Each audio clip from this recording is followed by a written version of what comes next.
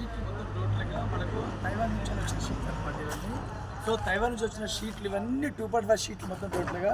So 2.5 sheet మనకి ఎలా కావాలంటే దీని మీద మనకు మార్కింగ్ ఉంటుంది ఇట్లా.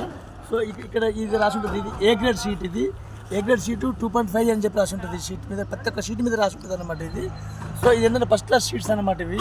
మనం ఎంత ఎగిరి దుక్కినా కానీ సరే, ఎంత ఇచ్చినా కానీ సరే, అవి 80% కూడా మనకు బ్రేక్ ఛాయిస్ ఉంటుంది అనమాట. సో అంత అటువంటి షీట్స్ అనమాట. ఇందులో మనకు మల్టీ కలర్ కూడా ఉన్నాయి మన దగ్గర. సో మన దగ్గర ఏంటంటే ఇప్పుడు మెరూన్ కలర్ ఉంది, సో ఇది ఆరెంజ్ కలర్ ఉందన్నమాట.